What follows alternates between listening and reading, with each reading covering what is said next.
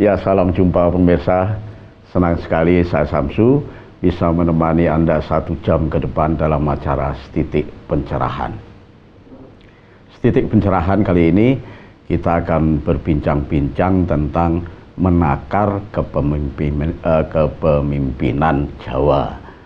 Nah, seperti kita ketahui, nanti dalam waktu dekat kita harus menentukan seorang pemimpin.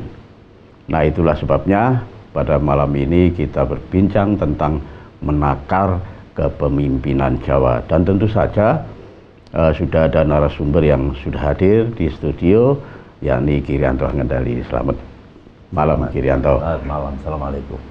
Dan Pak Didik, selamat malam. Sugeng dalu, rahayu. Ya, pemirsa, sebelum saya berbincang, ada baiknya kita hening sejenak seperti biasanya dengan satu tembang berikut. Ono kitung rumeksa ing wengi teko ayu luputa ing lara luputa bilai kabeh jen setan tatan purun paneluan tanono wani miwah panggawe Allah gunane wong luput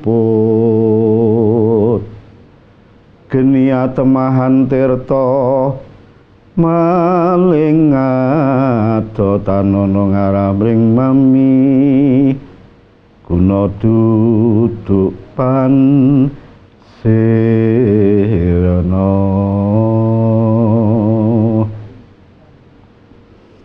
Ya, pemirsa, kita awali saja perbincangan kita pada malam ini tentang menakar kepemimpinan Jawa. Barangkali Kirianto dulu ini bagaimana ngukurin nimbangnya bagaimana Kirianto? Prinsip dalam Jawa itu ada kata-kata Jawa, ya panas, ya Jawa Dwipa, ya Sukowati, ya bahasa-bahasa Sanskrit semacam itu artinya penuh dengan kegembiraan.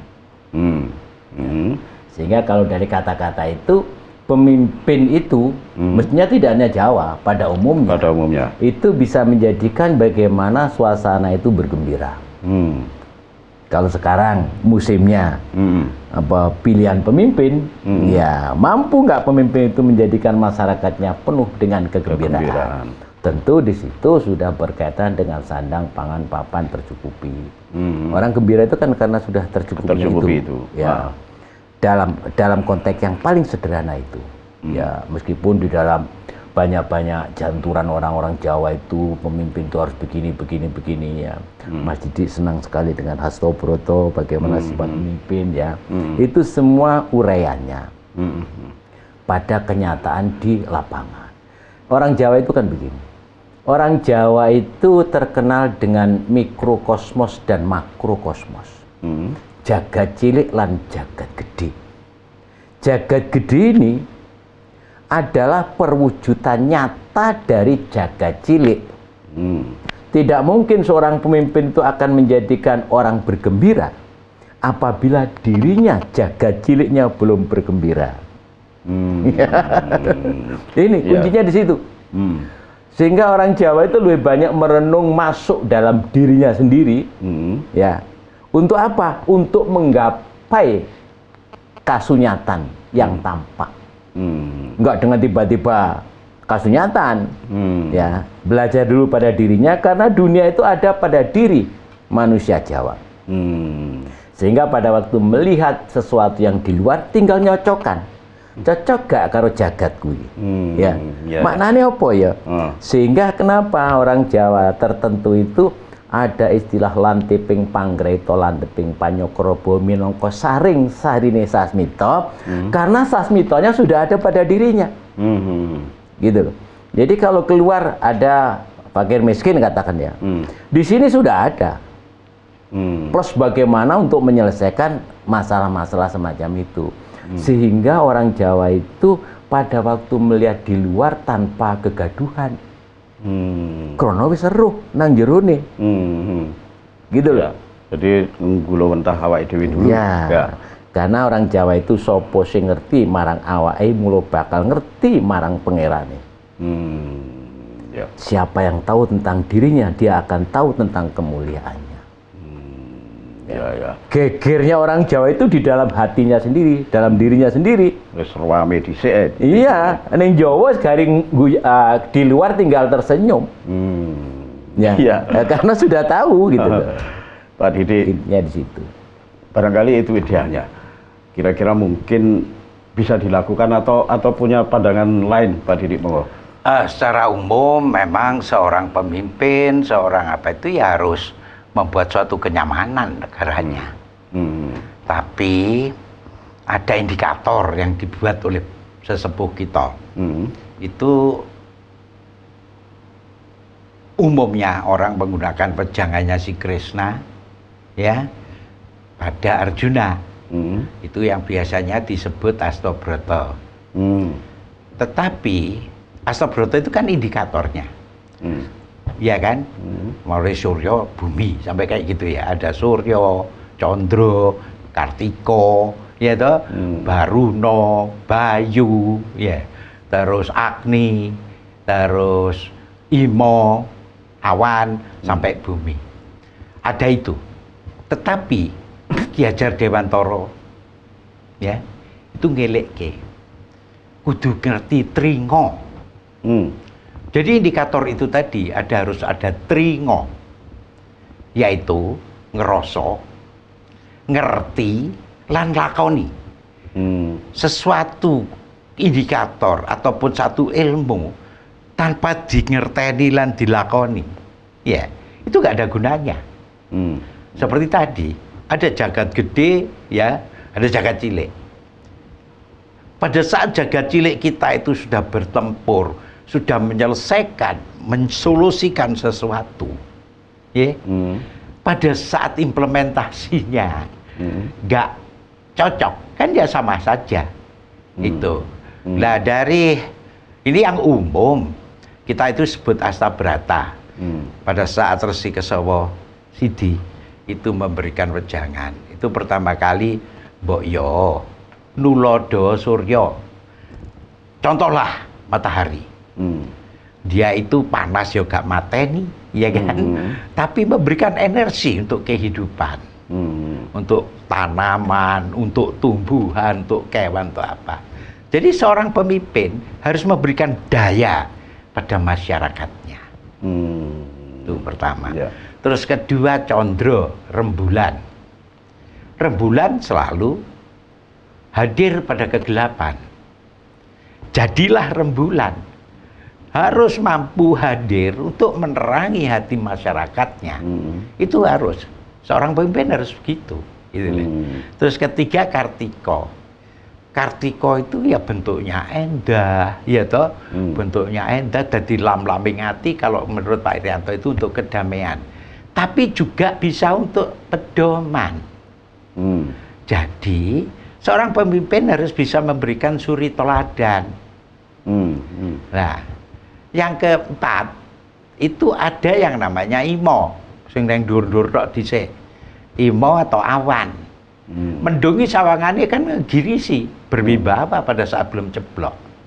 Ning lek ceblok itu memberikan manfaat untuk tanaman, untuk ini. Tetapi kalau tidak terjadi keserasian, pemimpin harus adil. Oh, iki anu alase diketoki banjir. Lah pemimpin harus begitu. Dia harus berani menentukan bahwa ini salah, ini benar. Dan ini tak besmi dengan banjir. Ya. Terus keempat itu Dahono. Ya. Bromo. Kalau di Hindu itu Brahma, tapi Dana atau api, sifat api. Api itu juga nerabas apa wae tanpa pilih. Ora perlu sana, ora perlu kadang, ora mikir sana kadang. Yang salah ya tak brasto.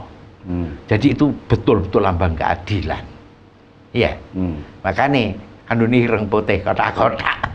Sarungnya lho kotak-kotak. Kayak sekak.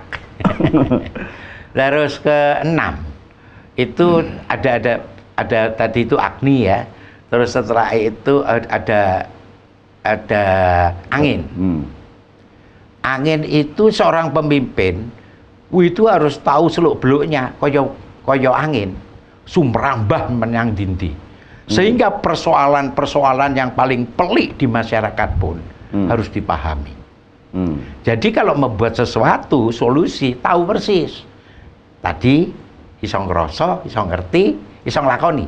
Jadi kalau misalkan masyarakatku neng dhuwur ketok becik, tapi neng isor sambat. Lah iki ya kudu ngero, makane koyo angin sumrambah nang dindi. Ben nek nggih keputusan tidak hanya memperhatikan kalangan tertentu, tapi seluruh kalangan.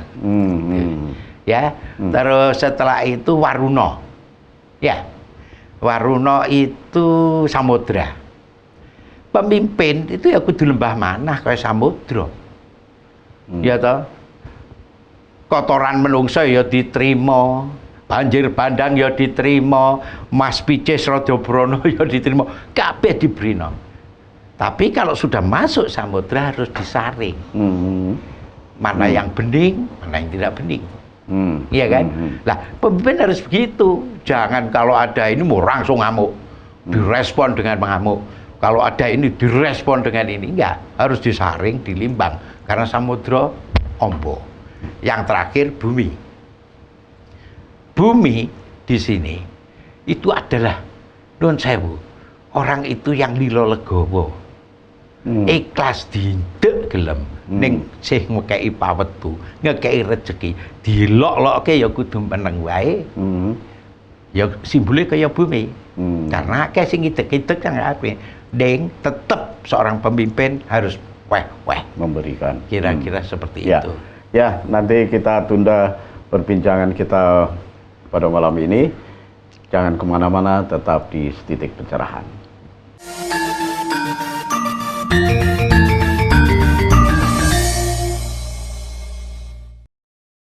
Ya, terima kasih pemirsa, Anda masih tetap di Setitik Pencerahan.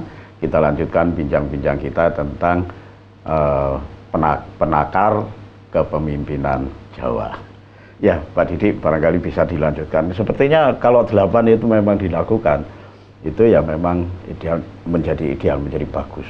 Tetapi ketika justru ada perlawanan dari bawah ini, bagaimana?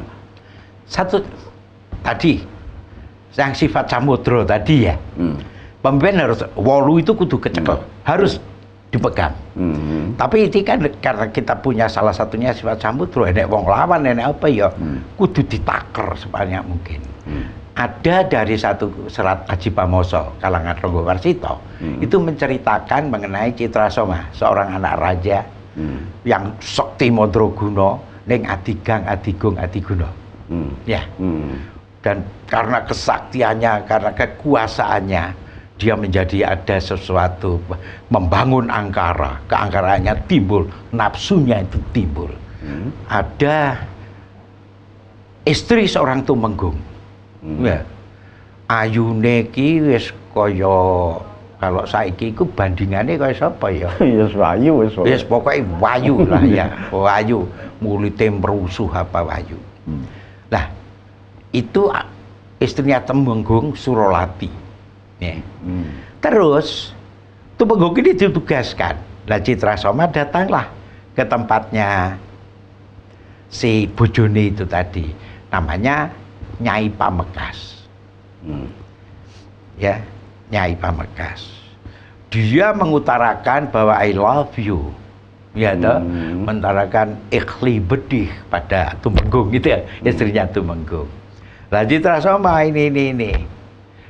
Wah, pokoknya diwuyak terus wis pokoknya wis gitu. Ya, si Nyai Pamekas tidak menolak dengan kasar. Nyai Pamekas tidak ngamuk. Nyai Pamekas ini dengan halus dia berkata, aku gelem. Nek enek wong roh piye? Kalau ada orang tahu bagaimana? Kan kamu seorang pangeran, calon raja. Dia pangeran pati, calon raja.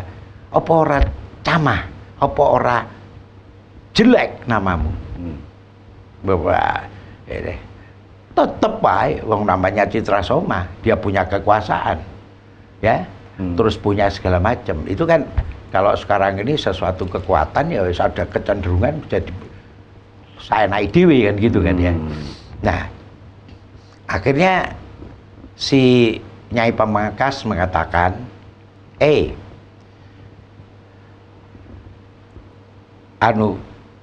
Pak Citra, saya mau, tetapi itu setelah beberapa hari dirombok kayak panjenengan dah kalau mau ngeletek cewek gitulah gitu. Terus terakhir, oke, saya mau. Tetapi syaratnya orang sak negara kudu turu kabeh ben ora enek sing ngero. Ya.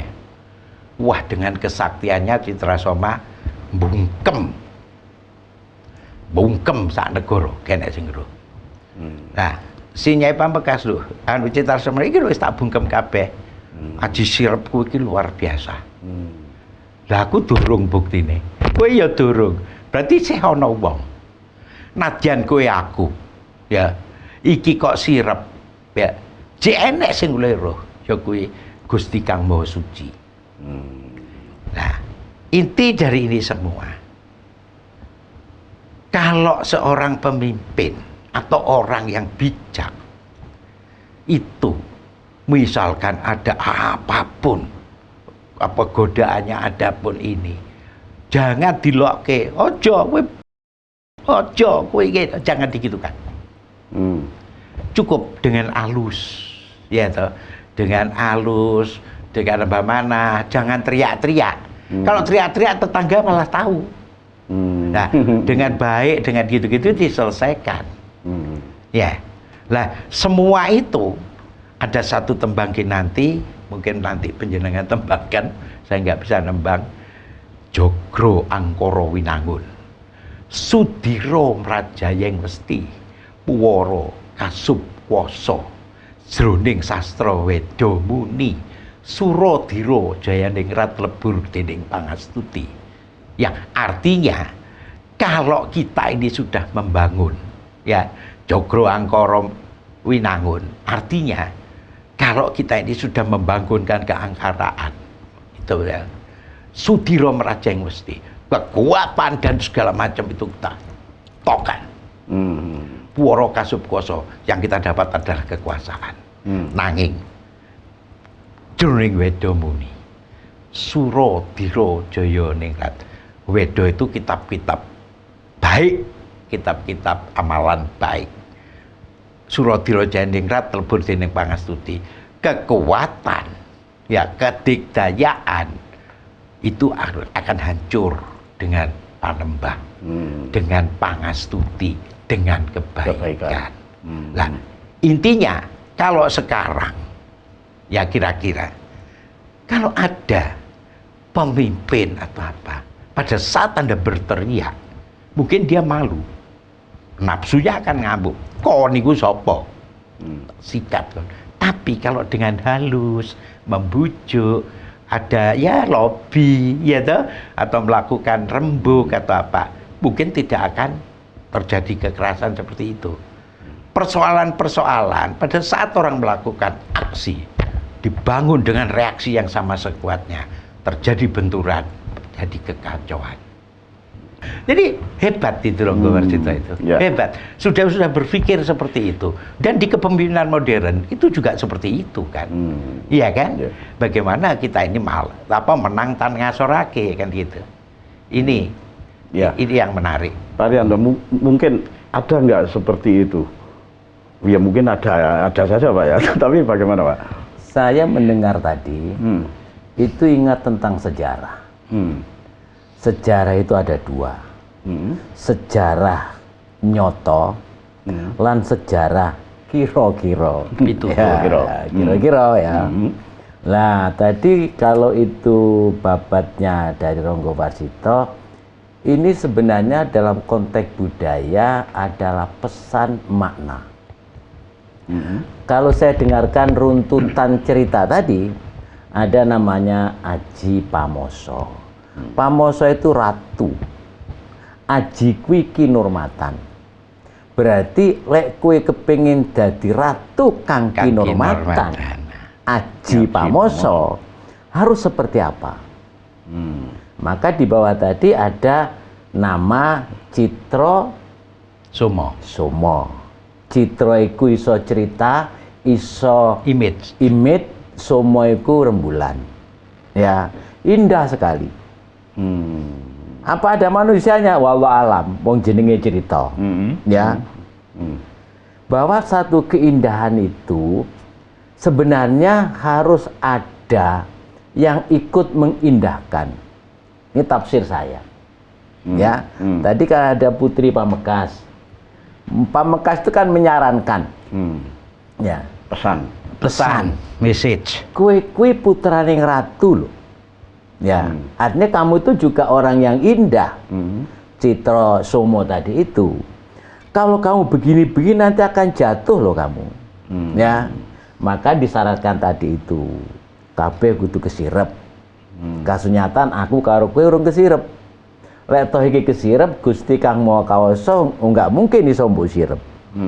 Nah, ini adalah pendidikan buat kita semua bahwa menjadi seorang raja Aji Pamoso tadi itu harus ada penasehatnya, mungkin begitu ya, orang-orang sekitarnya. Jadi kalau kepingin jadi anggota DPR, kepingin jadi wali kota, kepingin bupati, gubernur, presiden, di belakangnya harus ada Nyai Pamekasan itu. Singilingno, gitu loh ya. Kalau saya tafsirkan alur cerita tadi itu, itu. Nah, inilah pentingnya di Jawa. Jawa itu kan raja itu kan kalau dalam penanggalan kan besar. Ya rojo. Sipating rojo kudu deres. Deres kuwi paring buku marang wong kaluwen, paring sandang marang wong kawudan, paring buku marang paring tekan marang wong kalunyon, paring kudung marang wong kepanasan dan lain sebagainya. Itu idealnya. Ya. Sehingga tadi pada waktu ada pertanyaan, bagaimana apabila ada musuh sing raman tekon jopo? Ya. Musuh itu kan terjadi karena adanya kontradiksi dalam berpikir. Jawa itu kalau kita lihat dari asal usulnya penuh dengan banjir darah.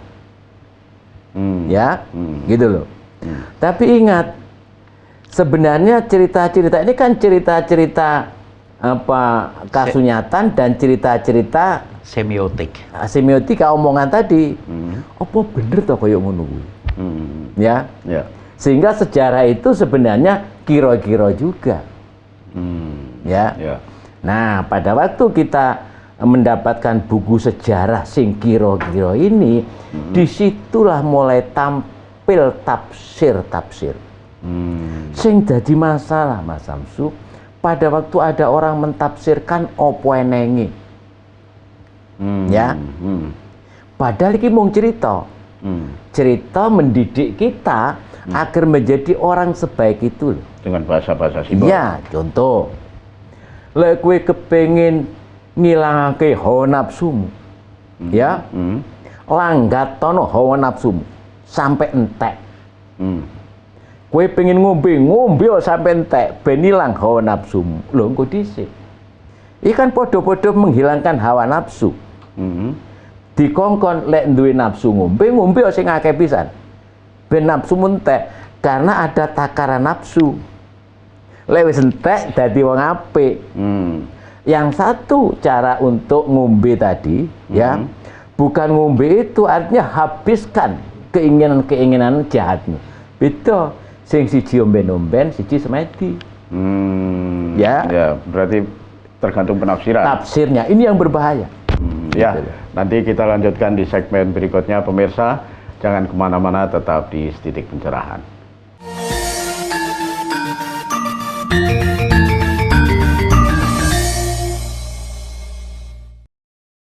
Ya, terima kasih pemirsa, Anda masih tetap di Titik Pencerahan. Kita lanjutkan bincang-bincang kita tentang penakaran kepemimpinan Jawa. Tapi sebelum kita berlanjut berbincang-bincang, ada baiknya kalau saya menyapa dulu pemirsa yang sudah memberikan masukan, yaitu Bapak Setyo Purwanto. Sugeng dalu, Bapak Setyo Purwanto, matur nuwun. WA panjenengan dengan permasalahannya sudah saya share lanjut ke para narasumber, barangkali bisa disinggung sedikit ini tentang tentang sejarah. Ini kira-kira tentang sejarah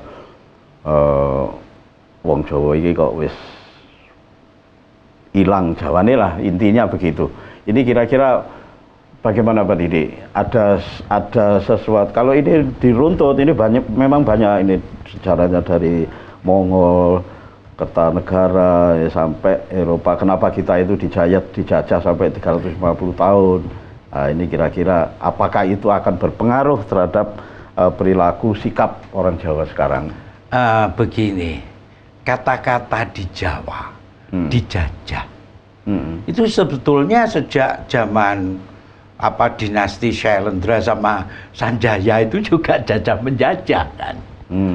Ada di sana ada persoalan-persoalan agama, ada persoalan apa. Kalau ngomong itu termasuk jajahan, ekspansi dua itu. Dan saat itu tapi penjajahannya, apakah mereka merasa tertekan, apakah mereka ini, dan apakah saat keadilan ada. Kalau dulu dalam penjajahan tidak ada kayaknya, yang dijajah pun ya baik-baik saja. Buktinya mereka membiarkan Borobudur berdiri, membiarkan Panataran berdiri, dua lawan yang berbeda, iya kan? Yang satu Siwa Wisnu, yang satu Buddha, iya kan? Kan enggak, ya mungkin paten pinaten iya. Tapi seberapa banyak paten pinaten memang tidak ada catatan yang menyatakan itu. Tapi kalau melihat gedenya, sebelumnya Candi Boko, ya kan?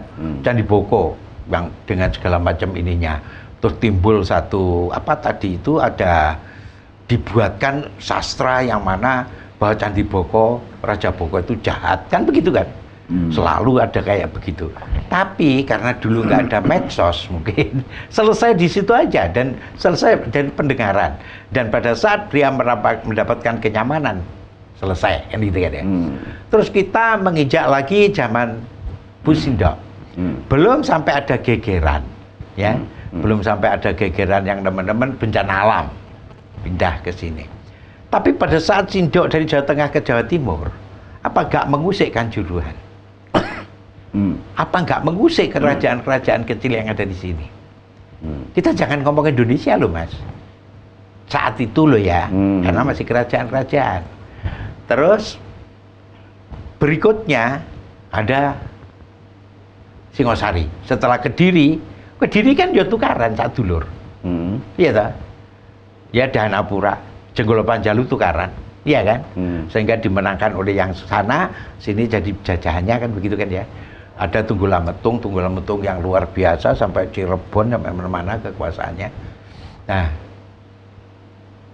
itu pun ya kalah juga kan, dikalahkan juga dari dalam. Nah pada saat jadi Singosari, mulai Ken Arok sampai Kertanegara, kebetulan ada ekspansi dari Mongol kan ya. Pertama, kenapa Mongol kalah? Nggak bisa menaklukkan kita. Utusan pertama gak wedi. Ya karena dulu mungkin nggak ada warta berita, nggak ada apa. Dan kecuali orang kita ini tatak-tatak. Secara sosial kita ini makan terpenuhi, tambang punya, ya toh, perairan luar biasa. Mereka datang dari jauh. Wong neko, lapa do karo mangan ula mangan gebo. Cuman digedak, mungkin dulu warta berita belum sampai ke sini barangkali. Wah, ini diterung kupingnya, jret, mulai, ya kan? Lah, begitu mulai balik rene, nggo selaksa kapal. Ya toh. Lah Kertanegara wis buyar. Singosari wis buyar. Kalah karo Kediri. Ya, dihapusi, ya kalah. Lah, sementara orang yang diberangkatkan sini orang jajahan kan. Saat itu kan orang jajahan. Di Cina sendiri kan mereka jajahannya Mongol, orang-orang Han ya. Kan dijajah sama Mongol. Wah, sini bahagia, budal syukur lah menang. Ya toh. Tapi lah kalah ya wis tabroki ta ndek kene. Iya, kira-kira seperti itu, Mas. Jadi apakah kita ini, ya mereka juga membuat interior ini. Nah, terus ada Mojopahit. Mojopahit cukup luar biasa, disegani dan segala macam. Toh pada akhirnya, ya toh, Mojopahit Timur sama Mojopahit Barat juga rukun. Ya kan? Ya.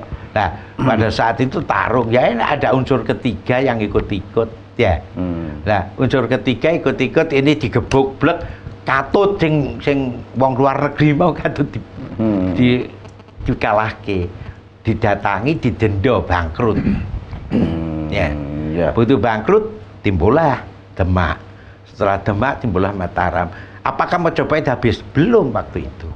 Sampai terdesak.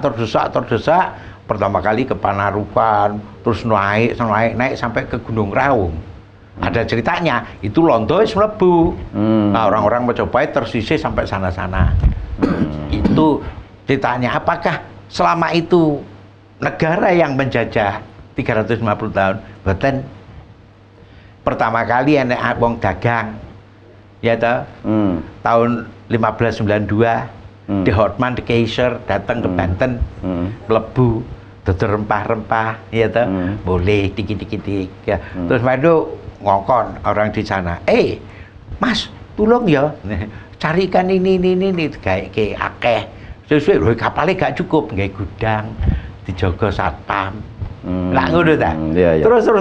Lah sapamit gawani bedil, gani apa. Lah pada saat terjadi perebutan, misalkan panjenengan ratune aku adik sampean, sampai numpak mobil mewah, aku mek numpak sepeda motor bebek. Kira-kira ngono. Wah, terus iki diojo-ojo jaluk masmu. Mas aku mbok tukokno mobil, Mas. Mbak koyo ngono lu elek kira-kira gambarannya kayak gitu. Enggak wis kowe kuwi wae. Kowe kok ngluyur. Nah, terus akhirnya apa? Emang ngono aku tukaran. Apa pae? Iya kan? Dia mendapatkan lisensi apa, sampai bergerak sampai neng kerajaan Mataram Islam. Ya kan? Wah, itu tukaran antara iki itu gugat iki sampai pecah gak karu-karuan. Ya toh, sampai jadi terakhir Kadipaten Mangkunegaran, jadi papat. Ya. Tapi wis gak ndedaya, pesisir sampai Surabaya wis dikeke perusahaan. Dudu negara, Mas. Ingat. Dudu Londo, Mas. Itu kongsi dagang se-Eropa. Makanya kalau panjenengan ke Batu, ada rumah Londo, ada rumah Inggris, ada rumah Jerman kan gitu kan. Ya karena mereka yang berkongsi. Itu loh. Ya. Itu kira-kira kayak gitu. Jadi saya apakah kita menjadi tidak kuat 350 tahun? Ya 350 tahun itu kanggone kerajaan kuat di Jawa. Apakah yang lain? Iya. Karena dia sumber rempah, sumber apa dikuasai oleh itu. Lah dia merekrut satpamnya itu ya dari itu. Bedakan antara VOC, ya toh, tentara-tentara VOC dan Kenil. Itu setelah bangkrut take over oleh kerajaan Belanda. Beda ya. Nah, terus Imperium Belanda inilah iki lo jajanku. Ya sebetulnya mulainya ya di situ. Mulainya setelah bangkrutnya VOC. Ya, tapi selama itu kita terjajah karena nerimo. Makanya pada saat setelah kemerdekaan banyak orang ngomong penak zaman normal biyen. Kan begitu. Kita yang sering dengar entah dari bude kita, entah dari mbah kita. Tapi di lingkungan itu apakah mereka juga itu? Nah, yang punya kesadaran bahwa kita ini satu nusa, satu bangsa, satu bahasa, itu kan baru setelah kebangkitan nasional itu. Iya, kira-kira kayak gitu, nggak 100%. Tetapi sekarang apakah kita juga terjajah? Kalau dulu dalam satu kolonial, ya itu ya memang fisik, ya dibroi. Apa sekarang perlu jajah kayak begitu? Dengan tidak ada jarak, tidak ada ruang, waktu, tidak ada. Lah ngapain kita ngebroi kok tuas kesel? Gitu loh. Iya kan? Ya dengan duitnya dikuasai rampung. Kira-kira kayak gitu, Mas.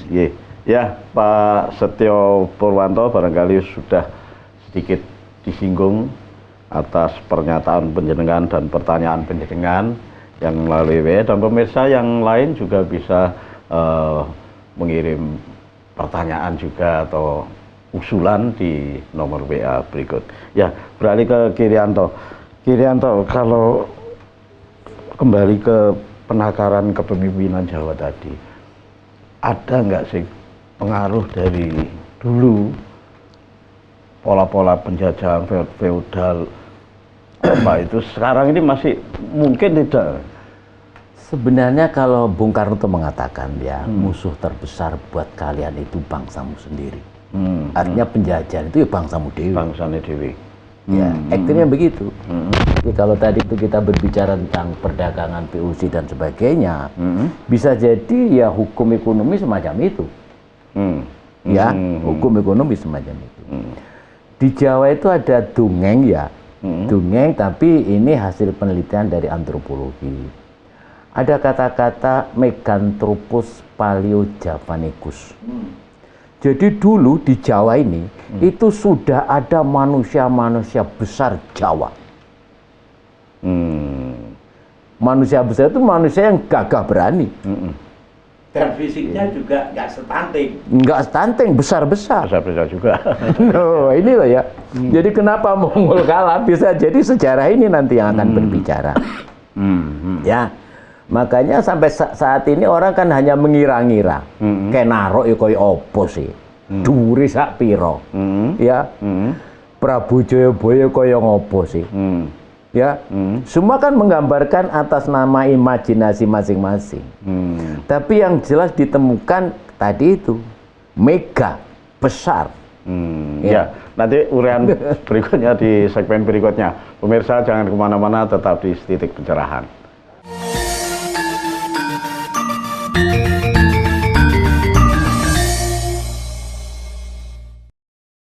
Ya, terima kasih pemirsa, Anda masih tetap di Titik Pencerahan. Kita lanjutkan bincang-bincang kita tentang penakaran kepemimpinan Jawa. Ya, dilanjutkan Kirianto. Ini tadi rupanya juga menarik. Maka ini kan sejarah yang tentu apakah ini kenyataan, apakah ini nginto-into ya. Jadi kalau kita lihat Jawa, Mas Amsu, awal dulu dalam buku dikatakan zaman di mana ada Pithecanthropus erectus ya, manusia ya, katakanlah setengah kera yang berjalan berdiri ya, di situ dia yang dicari hanya gua-gua. Wah ya, karena memang alam pada waktu itu seperti itu. Akhirnya dia berusaha untuk mengendalikan binatang buas. Ya, kalau hanya kidang, celeng dan sebagainya diubur-ubur kecekel. Kalau gede-gede gitu mau ya. Nah, pada waktu dia berusaha berpikir untuk mengatasi harimau, gajah dan sebagainya, muncul namanya zaman batu. Ya, orang Jawa sudah mulai membuat senjata. Di situ awalnya ilmu teknik itu sebenarnya muncul. Ya. Dengan batu akhirnya ada percikan api, ya. Di situ juga muncul tentang ilmu-ilmu kimia, fisika di situ. Ya, dengan api akhirnya ada api. Yang berakhir pada namanya Homo sapiens, ya, manusia-manusia berpikir. Orang Jawa itu seperti itu, dan ini puluhan juta tahun yang lalu di Jawa itu, ya. Sehingga ada guyon, tapi guyonnya namanya guyonnya orang-orang pinter ya. Dia mengatakan sampai pada zaman Homo sapiens itulah manusia diajari oleh Tuhan tentang nama segala sesuatu. Ya. Karena Homo sapiens artinya kan manusia berpikir, makhluk yang berpikir. Dulunya masih belum berpikir, liar lah, masih liar. Nah, pada saat Homo sapien itu di Jawa, Allah menunjukkan nama-nama segala sesuatu. Di situ dibuat guyon ya. Ini hanya guyon. Disitulah Adam sebenarnya turun. Jadi kalau dalam konteks itu Adam itu bukan manusia satu, tapi kelompok manusia yang oleh Allah sudah diajari. A, I, U, E, O. Sejarah Jawa ini. Ya. Nah, mau tidak mau pada zaman ini terjadi kumpulan manusia banyak, harus ada pemimpin. Ya. Nah, pemimpinnya itu tetap masih diajar oleh Tuhan. Ini di Jawa loh ya. Dalam konteks tadi itu Megatropus Paleojavanicus. Orang-orangnya sudah hebat-hebat ini. Ya, teruslah mengalir. Sehingga dalam konteks budaya Jawa itu, raja-raja itu dalam memutuskan segala sesuatu itu sebenarnya berdasarkan pada pemberitaan gaib. Ya. Nah, ini. Kenapa? Karena oleh Tuhan diajari terus. Kalau ada begitu begini loh, kalau ada itu begini. Maka tadi saya katakan di antara sifat raja itu lantiping panggreto, landeping panyokropo, minoko saring-sarining sasmito. Sasmito dari Tuhan itu disaring. Nah, kan ada yang tidak disaring. Ya, yang katanya orang banyak itu dari setan kan begitu ya. Tapi ini orang raja-raja Jawa itu mampu untuk menyaring ini. Oh, harus begini saya. Harus begini saya. Sehingga menjadi cerita mistis. Ya. Sekarang katakan, Panembahan Senopati itu anaknya siapa? Anaknya petani biasa. Sing menurut sampean tadi itu biasa, pemanah itu kan orang biasa. Karena dia menang di dalam pertempuran dengan Aryo Penangsang, ya, dikasih alas mentau. Jadilah dia raja. Apa yang terjadi? Ya kegaifan. Bahwa Panembahan Senopati itu masih trah titise sang yang sopo, kan begitu. Untuk mengangkat derajat kemaharajaan itu. Itulah yang diyakini oleh orang Jawa. Sehingga anaknya petani pun Sudro Matukiling Bali Balongan, kalau Tuhan berkehendak jadi raja. Kan naruh anak siapa? Gajah Poro itu juga petani. Ya, kan begitu. Tapi karena yang Brahmo, kalau nggak salah begitu ya, ya Kasinungan Gaiping yang Brahmo, jadi raja dia. Intinya pemimpin-pemimpin di tanah Jawa, ya, itu harus bersih hatinya. Untuk apa? Untuk menerima pemberitaan langit yang diajar oleh Tuhan tadi. Makanya Mas Samsu dalam setiap wayang itu ya, wayang itu kan cerminan budaya Jawa, orang Jawa. Setelah pasewakan, ya tuh, itu pasti sang raja masuk ke papan pasemeten, ngobong dupo. Kuku sing dupo kumelon, ngeningken tiasa ngabeke, kaungku sagung jajan, dan sebagainya. Nanging sangat dan sebagainya. Ya, itu raja. Jadi berpikirnya tidak hanya ilmiah, tidak hanya ilmiah, tetapi pra ilmiah. Raja Jawa itu sudah mampu sebelum ilmiah. Tadi kan saya katakan orang Jawa itu yakin dengan jagat cilik. Jagat gede itu ilmiah, kenyataan jagat cilik. Loh, kalau raja itu jagat cilik wis seru, apa mana jagat gede? Ya, karena itu kan perwujudan.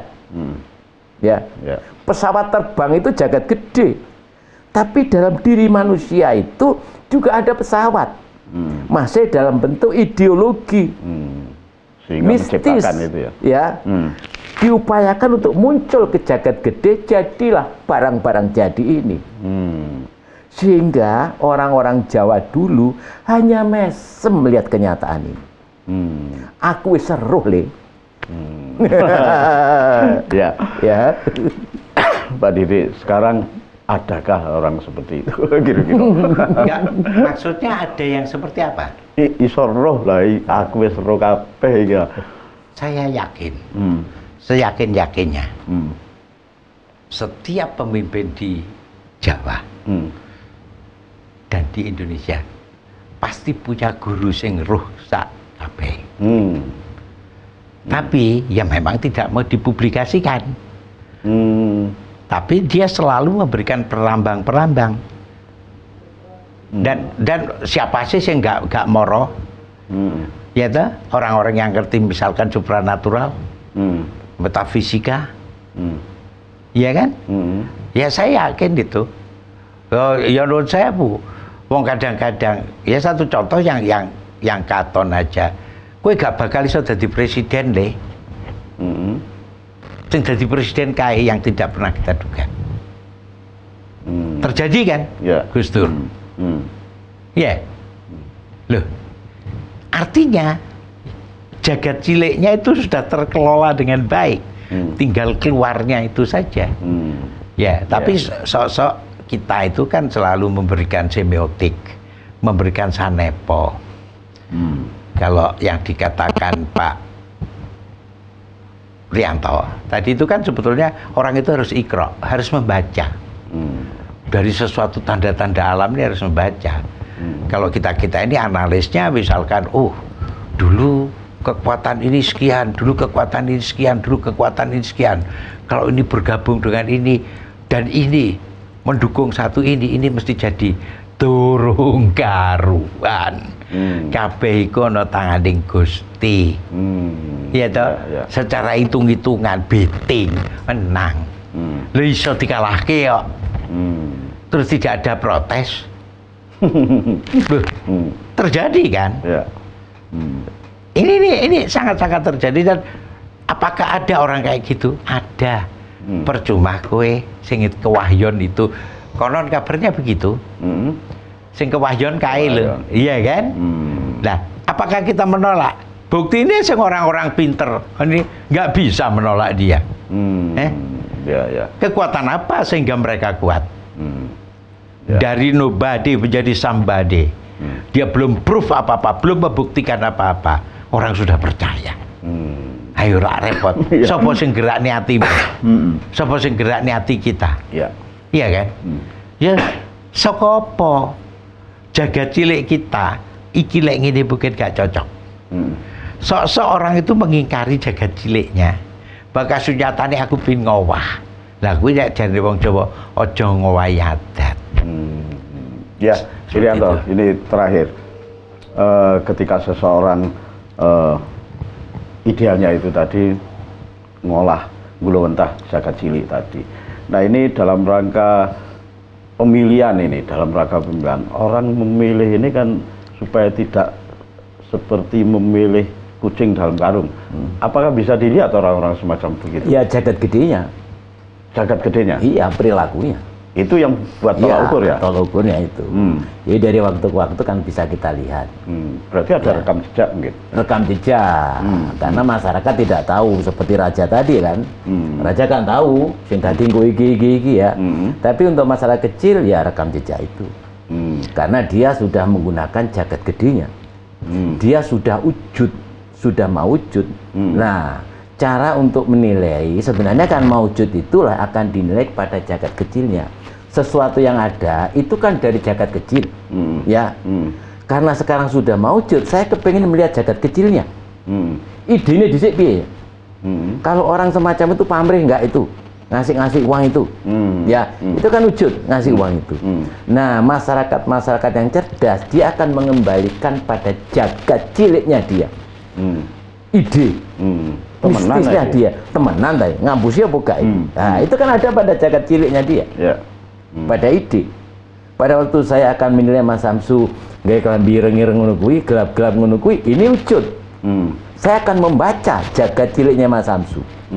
Wah, pokok gaya kelambi ireng. Ya. Sehingga saya tahu, oh, ben ketok gagah iki. Oh, terendu ini kelambine kuwi. Gitu. Ini kira-kira seperti itu. Ya. Demikian tadi pemirsa perbincangan kita tentang penakaran kepemimpinan Jawa. Mungkin juga sudah terjawab semua ini tadi tentang bagaimana kita mengukur pemimpin lebih-lebih dalam menghadapi pilihan-pilihan ke depan. Terima kasih Pak Didik rawuhipun. Yulianto. Dan pemirsa, terima kasih atas perhatian Anda. Akhirnya saya Samsu beserta seluruh kerabat kerja Dharma TV yang bertugas mengucapkan terima kasih atas perhatian Anda. Sampai jumpa.